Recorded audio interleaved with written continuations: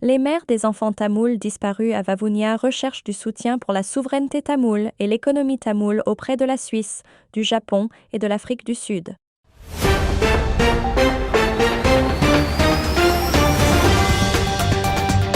Bonjour, je m'appelle Priya Tarsini pour Tamil Diaspora News.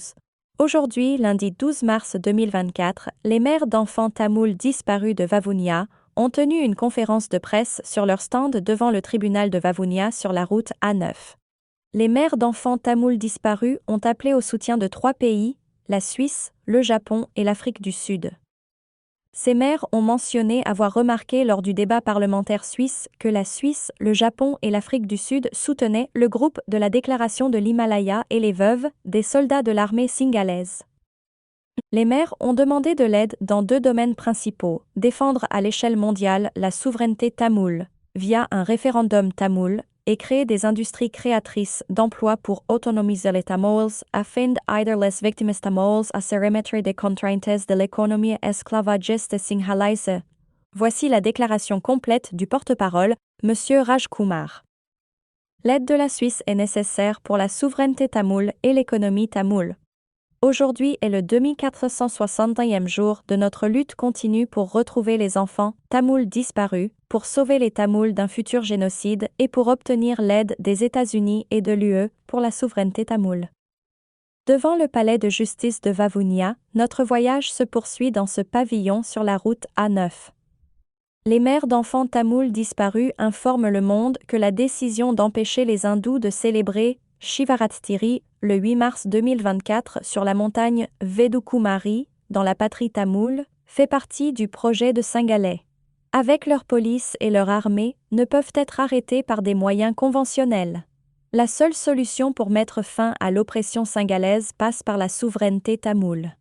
Nous tenons à exprimer notre gratitude au Parlement suisse. Suite à la diffusion de notre vidéo et de notre lettre aux responsables suisses, ils ont entamé des discussions concernant un soutien financier à divers groupes sri-lankais. Nous avons été découragés d'apprendre que les autorités suisses ont reconnu leur soutien au groupe de la déclaration de l'Himalaya et aux veuves des militaires sri-lankais. En tant que mère de Tamouls disparus, nous croyons fermement que les Tamouls ont besoin d'une solution politique qui garantisse leur sécurité et les protège du génocide, de l'oppression et de l'agression. Cette solution politique doit sauvegarder la terre, la culture, la langue et la religion des Tamouls. Il y a quelques mois, nous avons discuté de notre projet de lancer une campagne pour la souveraineté tamoule dans plusieurs pays, dont les États-Unis, l'Union européenne, les pays scandinaves, le Canada, le Japon et l'Australie. Nous visons à rechercher le soutien du gouvernement suisse, car il fournit une aide financière à la communauté singalaise pour ses efforts de réconciliation. Nous demandons au gouvernement suisse de soutenir notre campagne pour l'avenir politique et la souveraineté des Tamouls. La Suisse peut aider les victimes de la guerre tamoule en créant des industries de confection et des installations de transformation et de conditionnement des aliments tamouls. Cette initiative vise à soutenir les victimes tamoules et à s'éloigner d'une économie esclavagiste singalaise forcée.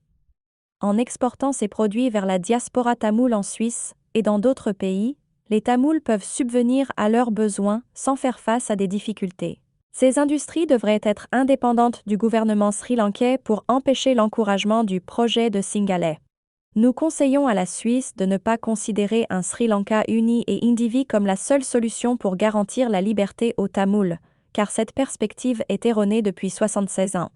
Des exemples tels que le Kosovo, le Timor oriental, le Soudan du Sud et le Monténégro, ainsi que de nombreux autres pays soulignent que la paix peut être atteinte par la division et la séparation. Du point de vue tamoul, la réconciliation comporte des connotations négatives. Elle a été associée à la prise de contrôle des lieux de culte tamoul par les forces militaires singalaises, la police et les moines bouddhistes. Tragiquement, des incidents d'agression et d'oppression persistent dans les régions du Nord-Est. Avant la réconciliation, les mères estiment que les terres prises aux Tamouls devraient être restituées après avoir obtenu leur indépendance de la domination coloniale britannique, y compris le retour de Manan Aru. Afin de promouvoir la réconciliation au Sri Lanka, il est essentiel de retirer l'armée, la police singalaise et les services de renseignement de la région du Nord-Est. les symboles bouddhistes singalais qui ont été installés de force dans le nord-est, avec le soutien de l'armée, de la police et des systèmes judiciaires partiels, ainsi que de faux départements archéologiques, des autorités Mahaweli et forestières et des bouddhistes singalais Mahavamsa, doivent être éliminés du pays. Ces zones. Nos parlementaires semblent donner la priorité à leurs positions et privilèges plutôt qu'à une véritable représentation du peuple. Bien qu'ils n'aient pas cherché l'aide d'autres nations, ils continuent de soutenir un système unitaire qui a eu un impact négatif sur les Tamouls pendant plus de 7 décennies.